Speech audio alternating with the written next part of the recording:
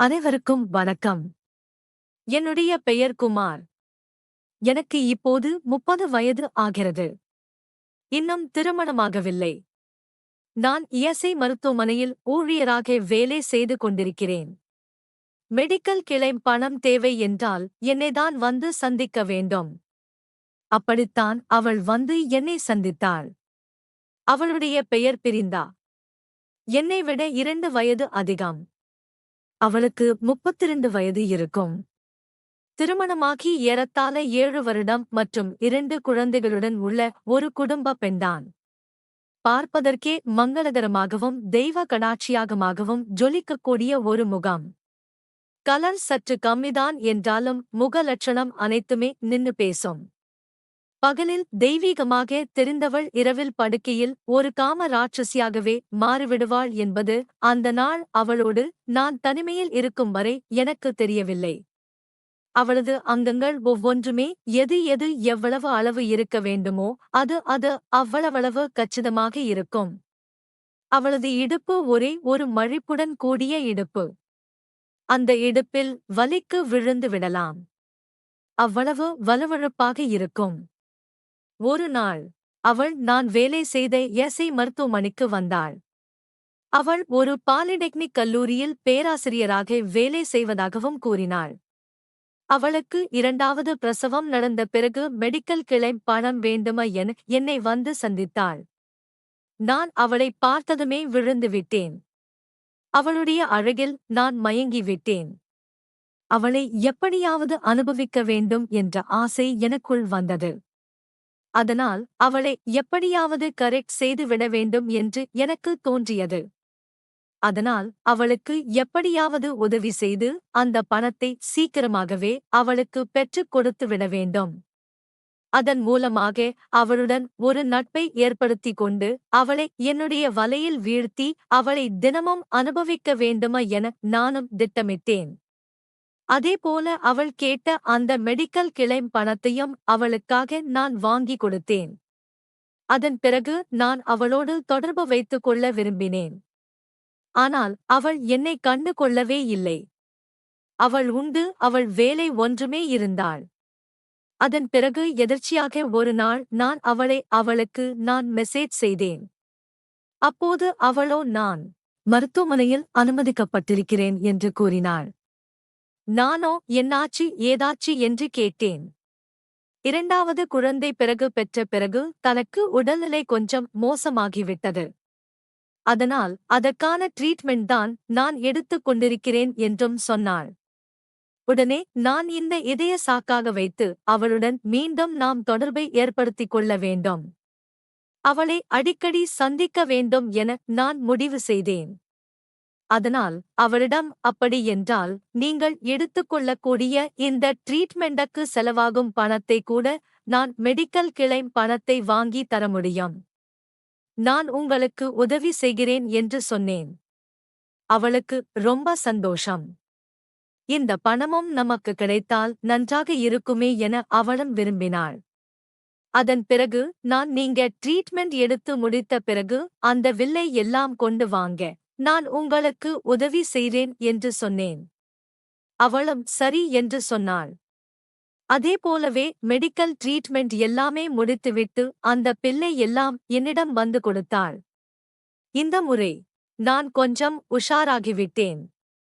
போன முறை அவளை என்னை வலையில் வீழ்த்த வேண்டும் என்பதற்காக அவளுடைய வேலையை சீக்கிரமாகவே முடித்துவிட்டேன். அதேபோல இந்த வேலையும் நான் சீக்கிரமாகவே முடித்து விடேன் என்றுதான் என்னிடம் வந்து கொடுத்தாள். ஆனால் நானும் சீக்கிரமாகவே முடித்துவிட்டால் இவள் நம்மிடம் பேசவே மாட்டாள். நம்மை விட்டு வேலை முடித்ததுமே நம்மளை கலட்டி விடுவாள் என்பதற்காக இந்த வேலையை இழுக்க வேண்டும் என நான் முடிவு செய்தேன். அதனால் அவள் அடிக்கடி எனக்கு போன் செய்து வேலை முடிந்ததா எனக் கேட்க வேண்டும் என நான் திட்டமிட்டேன். அதனால் அவள் சென்ற பிறகு அந்த அப்படியே ஓரமாக கிடப்பில் போட்டுவிட்டேன். அவளும் நமக்கு பணம் கிடைக்குமே என்று ஆவலில் அடிக்கடி எனக்கு போன் செய்து என்னாச்சு என்னுடைய மெடிக்கல் கிளைம் பணம் என்னாச்சு என அடிக்கடி பேசிக்கொண்டே இருந்தாள். இப்படி அடிக்கடி அவள் எனக்கு போன் பேச எங்களுக்குள் நெருக்கம் அதிகமானது. எங்களுடைய உரையாடல் ஹாய் ஹலோ எப்படி இருக்கீங்க என்று ஃப்ரெண்ட்ஷிப்பாகவே ஆரம்பித்தது.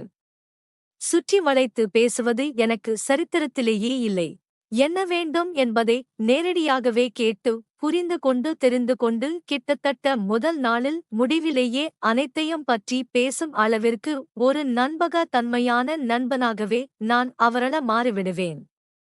முதலில் மிகவும் கூச்சப்படாமல் 4 மெசேஜும் வந்தது. அதன் பின்னர் மெசேஜே வரவில்லை. நானும் வெயிட் செய்தே பார்த்தேன். கிட்டத்தட்ட 3 மணி நேரம் கழித்துதான் அவளிடமிருந்து எனக்கு மெசேஜ் வந்தது. நான் என்ன ஆச்சு என்று கேட்டேன். என் வீட்டுக்காரர் வந்துட்டாரே அதனாலதான் உனக்கு நான் மெசேஜ் பண்ண முடியலை என்று சொன்னாள். எங்களது பேச்சு 2 நாட்களிலேயே அனைத்தையும் பற்றி பேசி முடித்தோம். அவளது முதல் கல்லூரி காதல் மற்றும் பள்ளிப்பருவ ஒருதலை காதல், அவளது குழந்தை பேறு, அவரது வீட்டில் உள்ள பிரச்சனைகள், அவள் என்ன தேடிக் கொண்டிருக்கிறாள் என்று அனைத்தையுமே வெளிப்படையாக என்னிடம் பகிர்ந்தும் கொண்டாள். நானும் என்னை பற்றிய விஷயங்களை வெளிப்படையாக அவளிடம் பகிர்ந்து கொண்டேன். ஆரம்பித்த நாள் இரவிலேயே அவளது விருப்பு வெறுப்புகளை தெரிந்தும் கொண்டேன். பேச மிகவும் கூச்சப்பட்ட அவள் என்ன கேள்வி கேட்கணுமோ அனைத்து கேள்விக்கும் நான் பதில் அளிப்பேன் என்று என்னிடம் உறுதி அளித்தாள். இரவு 8 மணிக்கு மேல் ஆன்லைனிலும் வந்தாள். எங்களது பேச்சு மீண்டும் அவளது தேவைகளின் பக்கமே திரும்பியது. எவ்வளவோ முறை கேட்டும் வெளிப்படையாக பேச மறுத்த அவள் நீ கேளு, சப்போஸ் நான் நினைக்கிறது நீ கேட்டா நான் பதில் சொல்கிறேன் என்றும் சொன்னாள். நானும் ஃப்ரெண்ட்ஷிப்பில் தொடங்கி ஃப்ரெண்ட்ஷிப் பெனிபிட்ஸாக தொடங்கி காதலாக தொடங்கி கணவன் வரை அனைத்தும் ஒவ்வொன்றாக கேட்டு முடித்தேன். ஒரு வழியாக அவளது கணவன் இன்று இரவு வீட்டுக்கு வரப்போவதில்லை என்பதை தெரிந்தவுடன் எனக்கு வீடியோ கால் செய்ய ஒப்பம் கொண்டாள். வீடியோ காலில் அவள் நைட்டி அணிந்திருந்தாள். அது ஒரு பச்சை நிற நைட்டி. அவளுக்கு அது மிகவும் எடுப்பாக இருந்தது. அவள் ஏதேதோ கேட்டுக் கொண்டிருக்க நான் பதில் கூறிக் கொண்டிருந்தேன். ஆனால் எனது மூளையோ முற்றிலுமாக அவளை பார்த்து ரசிப்பதிலேயே இருந்தது. இன்று 10ல் 2 கணவன்மார்கள்தான் படுக்கையில் மனைவியுடைய ஆசை என்ன என்று பெண்கள் கூறுவதை காது கொடுத்து கேட்கிறார்கள். மற்றவர்கள் எல்லாமே தன்னுடைய ஆசையே தீர்ந்தாலே போதும் என்ற நினைப்பில்தான் வாழ்ந்து வருகிறார்கள். படுக்கைக்கு மட்டும்தான் மனைவி என்பது போல பெண்களை நடத்துகிறார்கள். இவளது கணவனும் கிட்டத்தட்ட அதே போலதான். வாரம் 2 முறை இவளோடு தனிமையில் இருந்தாலும் கூட இவளுடைய ஆசைகள் என்ன, இவளுக்கு எப்படி இருந்தால் நன்றாக பிடிக்கும் என்பதை எல்லாம் அவன் காது கொடுத்து கேட்பதே இல்லை. படுக்கைக்கு மட்டும்தான் மனைவி என்பது போல நடத்துகிறான். வேறு எதுவாக இருந்தாலும் எரிந்து எரிந்து விழுந்து அவளுடைய வாழ்க்கையவே பாதியே நரகமாக்கி வைத்திருக்கின்றான். பிருந்தாவுக்கோ இவளுக்கோ அன்பாக பேசுவது, அரவணைப்பாக இருப்பது, அவளை கொஞ்சுவது, காதல் பேசுவது என்று அனைத்துமே தேவைப்பட்டிருக்கிறது. ஆனால் இதுவரை அவன் இதையெல்லாம் செய்ததே இவள் செய்ததே இல்லை. இவளோ ஒரு பூமை போல மென்மையாக கையாளுவதை விரும்பி இருக்கிறாள். அதை அவனிடமும் வாயை தொடர்ந்து கூறியும் இருக்கிறாள். எல்லாம் எனக்கு தெரியும்டி, மூடிட்டு பேசாம படு என்று ஒரே ஒரு வார்த்தையிலேயே அவளது ஒட்டுமொத்த ஆசைகளையுமே குழிதோண்டி புதைத்து விட்டான் பிருந்தாவின் கணவன். கவலைப்படாதே, நான் உனக்கு இருக்கிறேன். உனக்கு என்னென்ன தேவைகள் எல்லாம் இருக்கிறதோ அனைத்தையுமே நீ கேட்பதற்கு முன்பே என்னால் உனக்கு தர முடியும் என நான் அவருக்கு ஆறுதலாக பேசி அவளுக்கு உறுதியும் அளித்தேன். எனதான் அவள் 2 குழந்தைக்கு தாயாக இருந்தாலும் கூட அவளுக்கு இன்னும் உடல் தேவை இருக்கிறது என்பதை என்னிடம் வெளிப்படையாகவே பகிர்ந்து கொண்டாள். அதே சமயம் அவளுடைய உடல் தேவையை பூர்த்தி செய்து கொள்ள அவளுடைய உடல் தேவையை என்னிடம் பகிர்ந்து கொள்ளவும் அவள் ஆசைப்பட்டாள். என்னதான் இருந்தாலும் 3வது ஒரு மனிதனை நம்பி எவ்வளவு பேசி நம்பிக்கை வைத்து வீட்டிற்கு கூப்பிடுவதற்கு ஒரு தைரியம் வேண்டும். அது அவளுக்கு எனது பேச்சினால் நம்பிக்கை அதிகமாகவே வந்துவிட்டது. அவளும் ஒரு நாள் கூப்பிட்டாள். ஆம், பேச ஆரம்பித்து 10 நாட்களிலேயே எங்களது முதல் சந்திப்பு நடந்தது. நேரில் சந்திப்பது முதல் முறை. அவளுக்காக சில ரோஸ்கள் மற்றும் மல்லிகைப்பூ அதனுடன் சிறிய இனிப்புகளையும் வாங்கிக் கொண்டு அவளைப் பார்ப்பதற்காக சென்றேன். அவளோ அன்று அவளது அம்மா வீட்டில் இருந்தாள். அவளது மூத்த பிள்ளையே அவளது அம்மாவும் அப்பாவும் ஏதோ ஒரு வீட்டு ஊருக்கு கூட்டி சென்றிருந்தார்கள். இரண்டாவது பிள்ளை மட்டும்தான் அவளிடம் இருந்தது. அன்று இரவு அவள் வீட்டில் தனியாக இருக்கப் போகிறாள் என்பதை நன்றாக அறிந்த பின்பு என்னை பத்திரமாக வந்து செல்லுமாறும் தெளிவாக வழியை கூறி என்னை இத்தனை மணிக்கு வரவேண்டும், எப்போது வரவேண்டும், எந்த மாதிரி வரவேண்டும் என்று அனைத்து விளக்கங்களையும் எனக்கு கூறினாள். அவளிடம் போன் பேசிக்கொண்டே அவள் கூறியது போலவே எனது பைக்கில் சென்று அவள் கூறிய ஒரு இடத்திலேயே அந்த வண்டியையும் நான் நிறுத்திவிட்டு யாருக்கும் சந்தேகம் வராத அளவுக்கு அவளது கதவை திறந்து உள்ளே சென்று பூட்டிவிட்டேன். அவள் கதவின் அருகில் செல்லும்போது கதவை திறந்தாள். ஒரு நேர்த்தியான பட்டு புடவையே அவள் அணிந்திருந்தாள். இதை நான் சற்றும் எதிர்பார்க்கவில்லை. ஏனென்றால் பலமுறை நான் கேட்டிருக்கின்றேன், என்ன டிரஸ் போட்டி இருப்பாய் என்று. அவளோ பெரும்பாலும் நைட்டி முடிந்தால் உனக்காக நான் சுடிதார் அணிந்திருக்கிறேன் என்று என்னிடம் கூறியிருந்தாள். ஆனால் இப்போது என் வாய்க்குள் ஈ போகும் அளவிற்கு அவளை பார்த்து நான் மயங்கி என்று வாயை திறந்து வைத்திருந்தேன். கையை பிடித்து உள்ளே இழுத்து உடனடியாக கதவை சாத்தியவள், எப்படி இருக்கேன் என்று என்னிடம் கேட்டாள். நானோ முதலிரவுக்கு ரெடியான பெண் போல இருக்கிறாயே என்று சொன்னேன். நானும் நேரத்தை வீணடிக்க விரும்பவில்லை. வந்த வேலையை பார்ப்போம் வா என அவளை நான் பெட்ரூமுக்கு அழைத்து சென்றேன். அதன் பிறகு அவள் எப்படியே எல்லாம் இருக்கணும் என்று ஆசைப்பட்டாளோ, எப்படியே எல்லாம் தன் கணவன் தன்னை நடத்த வேண்டும் என விரும்பினாளோ அவளுடைய ஆசைகள் அனைத்தையுமே என்னிடம் கூறியும் இருந்தாள். அவளுடைய விருப்பத்திற்கு ஏற்றாற்போல அன்று அவளை நான் சந்தோஷப்படுத்தினேன். அந்த நாள் முதல் அவளுக்கும் எனக்கும் தொடர்பு ஏற்பட்டது. நான் அவளுடைய ஆசைகள் எல்லாம் பூர்த்தி செய்தேன்.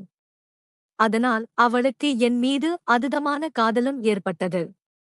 அந்த நாள் பிறகு நானும் அவளும் அடிக்கடி தனிமையில் சந்தித்து உல்லாசமாக இருக்க ஆரம்பித்தோம்.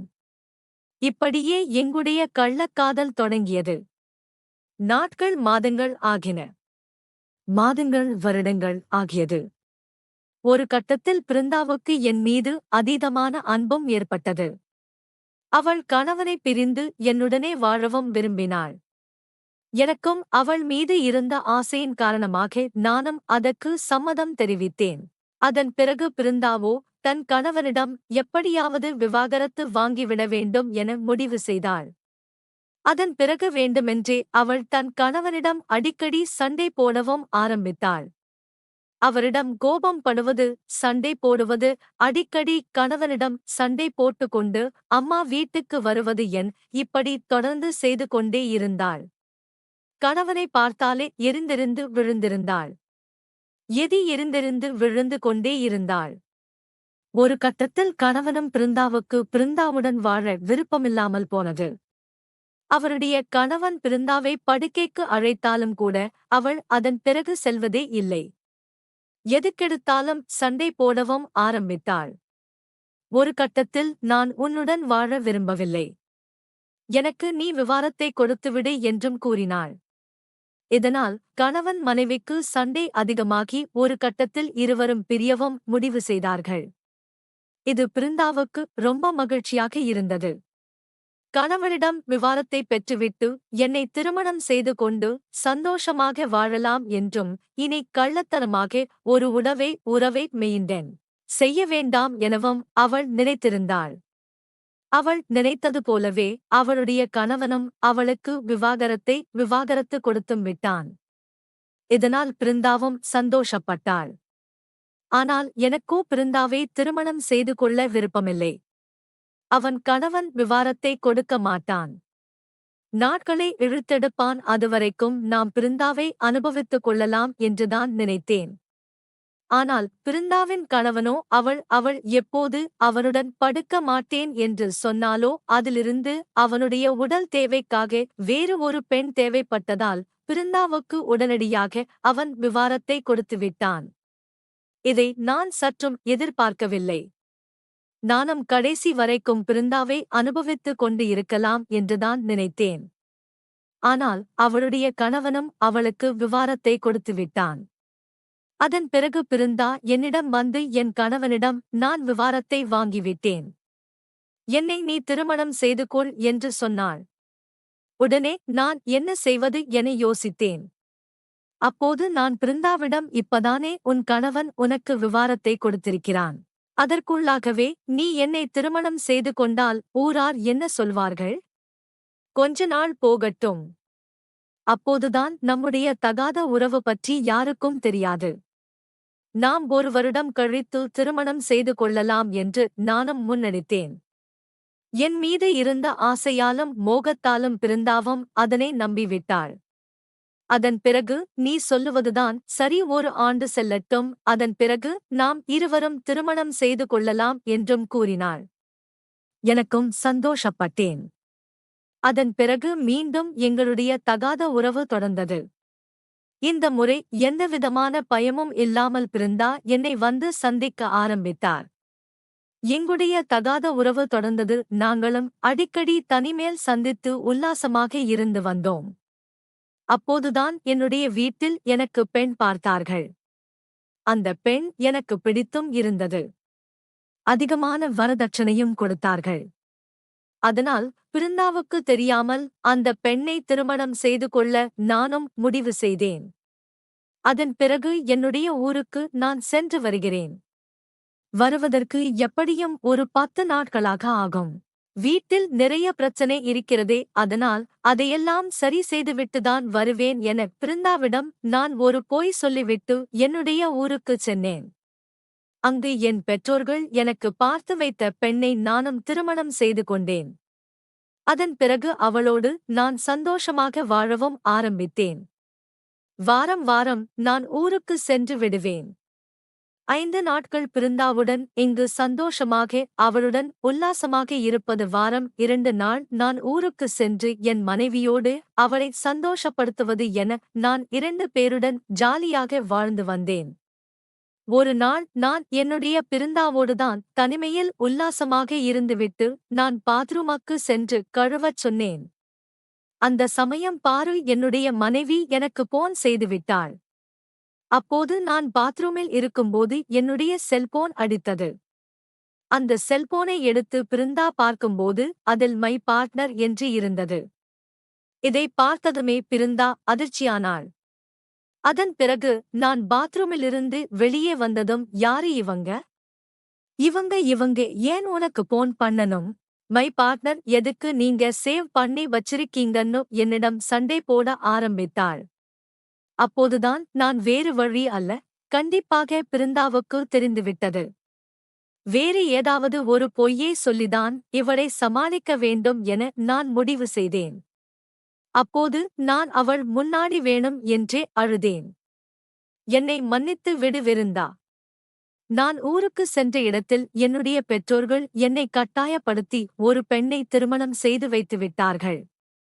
நானும் வேண்டா வெறுப்பாகத்தான் அவளை நான் திருமணம் செய்ய வேண்டிய சூழல் ஏற்பட்டது. என்னுடைய குடும்ப கஷ்டம் என்னை இப்படி செய்ய வைத்துவிட்டது. வேறு வழியில்லாமல்தான் நான் அவரை திருமணம் செய்து கொண்டேன். என்னை மன்னித்து விடு. எனக்கு அவளோடு சேர்ந்து வாழ எனக்கு கடுகளவு கூட விருப்பமில்லை.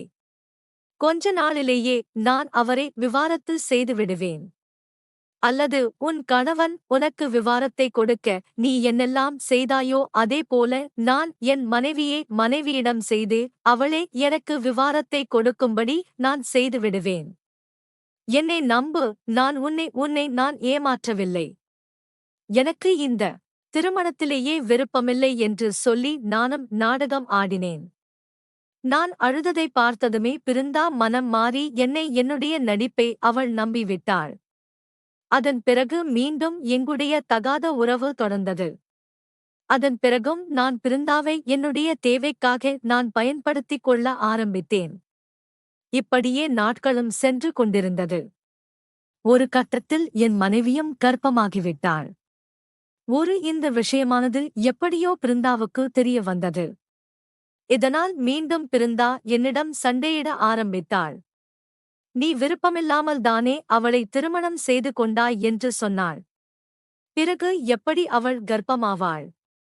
நீ விருப்பப்பட்டுதான் அவளை நீ திருமணம் செய்திருக்கிறாய். என்னை நீ ஏமாற்றிவிட்டாய், எனக்கு துரோகம் செய்துவிட்டாய் என என்னிடம் சண்டை போட ஆரம்பித்தாள். நானும் ஒரு கட்டத்தில் இதற்கு மேல் இவளை நாம் வேண்டும் செய்ய வேண்டாம். நமக்கும் ஒரு வாழ்க்கை அமைந்துவிட்டது. நமக்கும் மனைவி குழந்தை குட்டி என வரப்போகிறதே, ஏன் இவளோடு இனி வாழ வேண்டும்? ஏன் இவளை நாம் இனி வைத்துக் கொள்ள வேண்டும்? வேண்டாம், இவளை நாம் கலட்டி விடுவோம். இனி நாம் மனைவி குழந்தைகளுடன் சந்தோஷமாக வாழலாம் என நானும் முடிவு செய்தேன். அதன் பிறகு நான் வேண்டுமென்றே பிருந்தாவுடன் சண்டையிடவும் ஆரம்பித்தேன். எனக்கும் பிருந்தாவுக்கும் அடிக்கடி சண்டை வந்தது. நாங்கள் இருவரும் அடிக்கடி தனிமையில் சந்திக்கும் சமயங்களில் எல்லாம் சண்டை மட்டுமே போட்டுக் கொண்டிருந்தோம். இப்படியே சண்டை முற்ற ஒரு கட்டத்தில் நான் பிருந்தாவை அவாய்ட் செய்யவும் ஆரம்பித்தேன். அவள் எனக்கு போன் செய்தாலும் நான் எடுப்பதில்லை. அப்படியே எடுத்தாலும் அவளிடம் சண்டை போட மட்டும்தான் பேசவே செய்தேன். ஒரு கட்டத்தில் எங்களுக்குள் சண்டை அதிகமாயது. ஒரு கட்டத்தில் நாம் இவனுக்காக நம்முடைய கணவனையே விட்டுவிட்டு வந்துவிட்டோமே என்று விருந்தாவும் வருந்த ஆரம்பித்தாள். தன் கணவனுக்கு தெரிந்த சோக துரோகத்தால் அவளும் தற்கொலைக்கும் முயன்றாள். ஆனால் அவளுடைய பெற்றோர்களோ அவளை மருத்துவமனையில் அனுமதித்து அவளை எப்படியோ காப்பாற்றிவிட்டார்கள். நானும் பிருந்தா தற்கொலைக்கு முயன்றால் அவள் எப்படியும் இறந்து விடுவாள். இனி நமக்கு எந்தவிதமான பிரச்சனையும் இல்லை என நான் சந்தோஷப்பட்டேன். ஆனால் மருத்துவர்களோ அவளுக்கு தீவிரமான சிகிச்சை அளித்து அவளை காப்பாற்றிவிட்டார்கள். இது எனக்கு ஒரு பெரிய அதிர்ச்சியாக இருந்தது. அதன் பிறகு மீண்டும் எனக்கு பிருந்தா போன் செய்தாள். நானோ அவளை வெறுப்பேத்த வேண்டும்.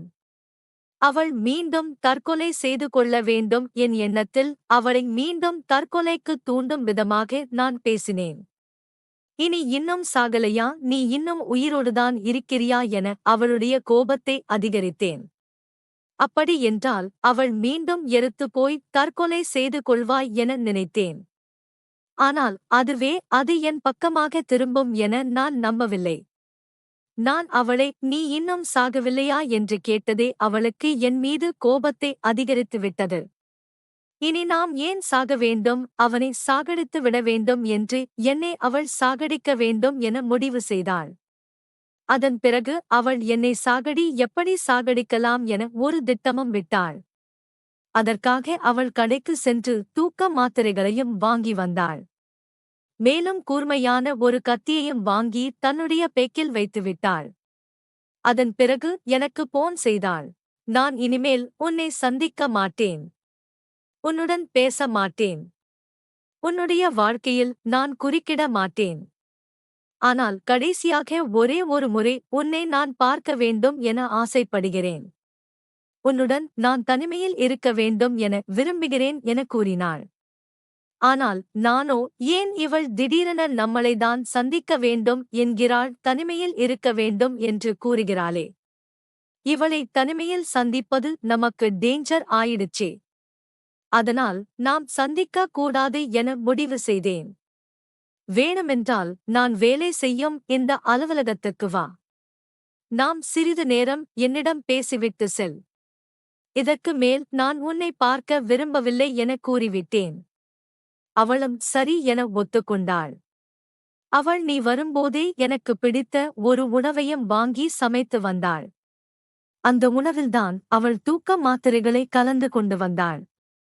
ஆனால் என்னை வந்து சந்திக்கும் போதே உனக்கு இது ரொம்ப பிடிக்குமே, அதான் நான் ஆசையாக உனக்காக செய்து கொண்டு வந்தேன். இத்தனை சாப்பிடு என்று சொல்லிக் கொடுத்தாள். நானும் என்னை வந்து அலுவலகத்தில் தானே வந்து சந்திக்க வந்திருக்கிறாள். என்னை என்ன செய்ய போகிறாள் என நினைத்துக் கொண்டேன். அலுவலகத்திலும் ஆட்கள் நடமாட்டம் இருப்பதால் என்னை ஒன்றும் செய்ய முடியாது என்ற தைரியத்தில் அவள் கொடுத்த அந்த சாப்பாட்டை நானும் சாப்பிட்டேன். சாப்பிட்டு பிடித்த பிறகு அவளுடன் நான் தொடர்ந்து பேசிதான் கொண்டிருந்தேன். ஆனால் நேரம் செல்ல செல்லதான் அவள் கலந்து வைத்திருந்த அந்த மயக்க மருந்து தூக்க மாத்திரை வேலை செய்ய ஆரம்பித்தது. நானும் தூக்க மாத்திரை வேலை செய்ததால் நானும் மயங்கி அப்படியே அலுவலத்திலேயே மயங்கி விழுந்துவிட்டேன். இதை தனக்கு சாதகமாக பயன்படுத்திக்கிட்ட பிருந்தாதான் கொண்டு வந்த கத்தியாலேயே என்னை சரமாரியாக குத்தி துடிக்க துடிக்க கொலையும் செய்தாள். என்னை கொலை செய்த பிறகுதான் அவள் என்னை இப்படி கொலை செய்து விட்டோமே என அவள் என் உடலை கட்டிப்பிடித்து அதன் பிறகு அழக ஆரம்பித்தாள். இப்ப என்னை என்ன அவனே உன்னை கொன்னிட்டேனே, என் கையாலேயே உன்னை நான் கொண்டுட்டேனே என என் உடலை கட்டிப்பிடித்து அழுதாள்.